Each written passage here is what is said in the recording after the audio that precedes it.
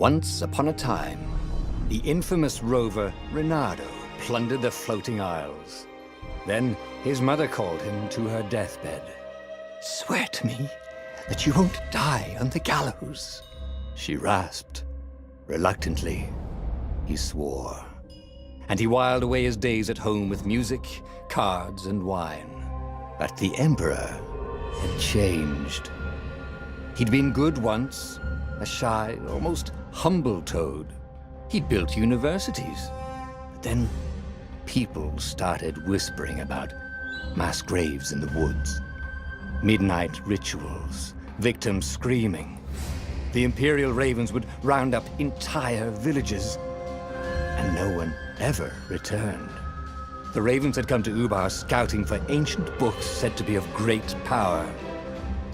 But the librarians had hidden the books, so they'd burnt the librarians. The citizens, outraged, had driven them off. The Ravens had come back with dropships. The kid had fled with one of those books. He was brave and dumb and wanted to join the rebellion. And Reynardo had promised his mother he'd protect him.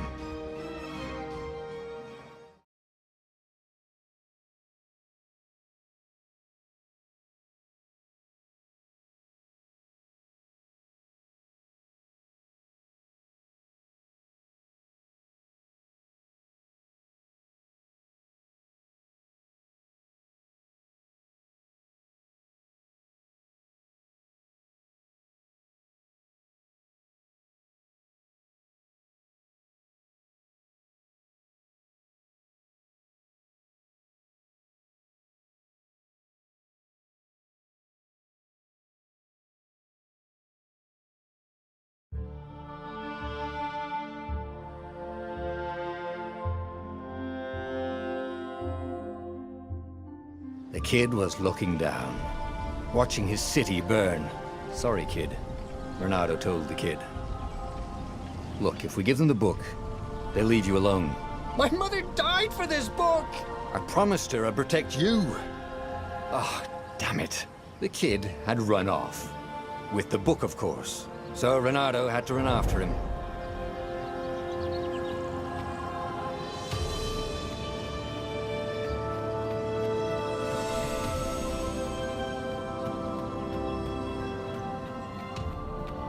The two Ravens were staring at the kid like he was their dinner, which probably was what was in their tiny brains. "Hey," Reynardo said. They cocked their heads at him. "Pick on someone as ugly as you." Wait, that didn't come out right. "For the Emperor!" The Ravens cawed and rushed at him.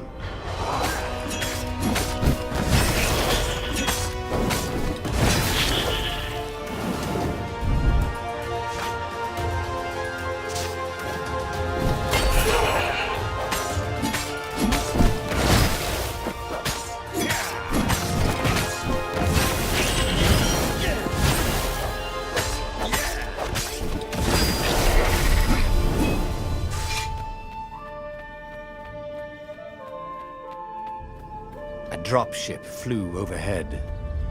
He hoped they hadn't noticed him. The kid.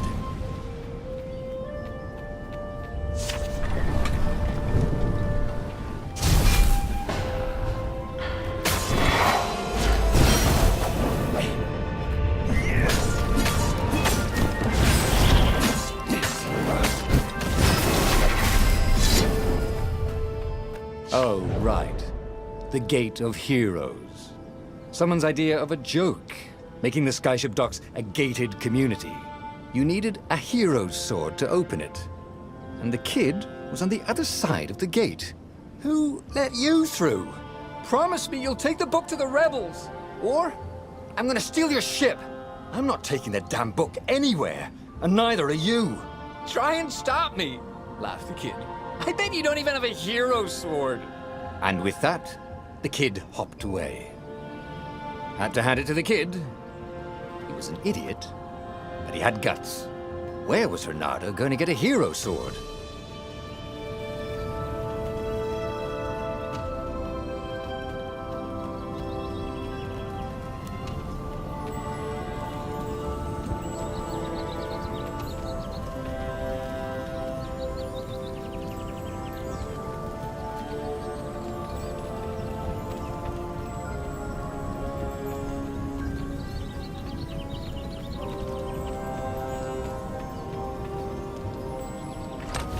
ore and wind essence?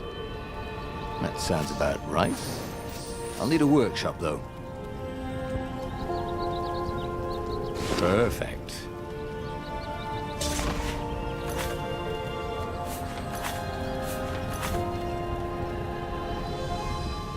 A hero sword. QED.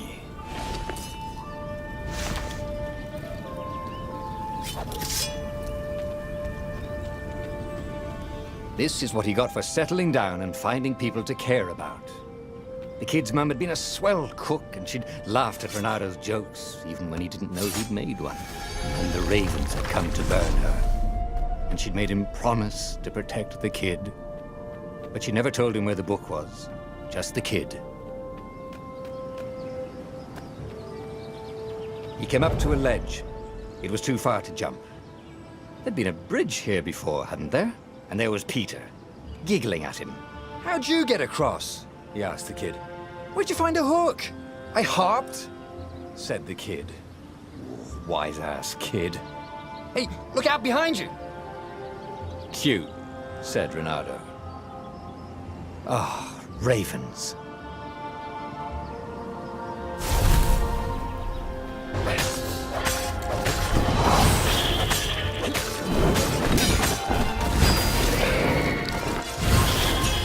It was time to talk some sense into the kid. Just hook his way across the ledge and chase the kid down. Thing was, he hadn't used his hook since he'd retired. How had he done it? Maybe if he meditated at that altar there, he'd remember his old skills.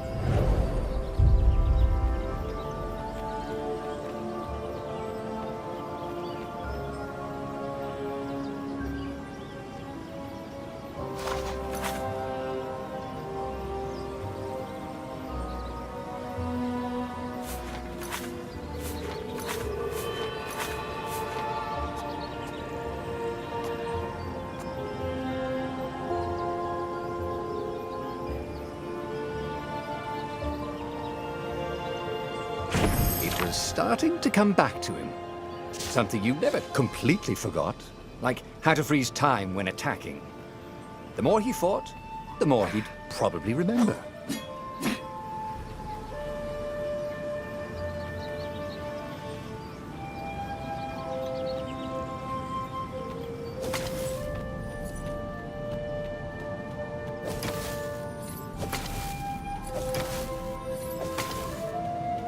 There was the Farfarer.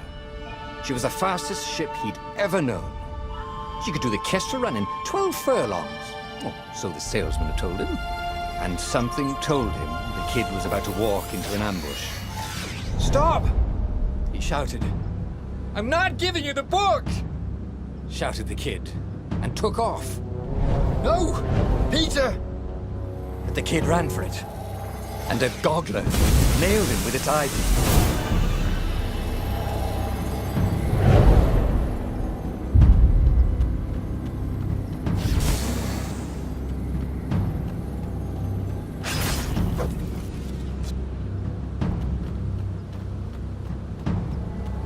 The book was unburned. Next to it were the buckles from the kid's shoes, and a kid-sized pile of ashes. Damn it, why hadn't he lied and told the kid he'd take the book to the rebels? The kid would be alive now. Really pissed off and betrayed, but alive. Oh, damn it. Renado picked up the book. He couldn't let the Empire have it now. He was going to have to get it out of there. He'd be a wanted man. Probably have to join the rebellion just to have a place to dock. Well, he'd hated home life anyway.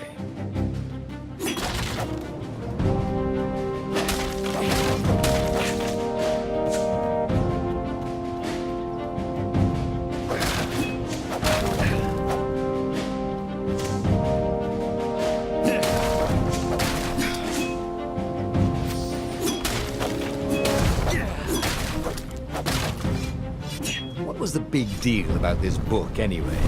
Maybe he should open it and find out. All that had been years ago. How many? The war was a blur, and now 3 Raven scout ships were chasing him. Where are you running, rebel? Cawed the Raven captain over the loud hailer. Renato could see them cranking up their catapults. "Just going out for milk?" Renato yelled back. Where can you run? Laughed the Raven horribly. Far behind him, another city was burning. The dark cloud above its island was thousands of Imperial ships. The fleet was doing a thorough job. Take us to the rebel base, and we'll spare your life! It cawed. The entire jury-rigged rebel fleet was only a few islands to the east. Beyond that were only the pillars of heaven, a sea of endless blood-colored tornadoes. The rebellion was out of time, unless Renato could bring a game-changer. Maybe he could. Renato had found out where he could find the pieces of the Sky Ripper, the legendary weapon that had exiled the lost gods. Surely a legendary weapon could win the final battle.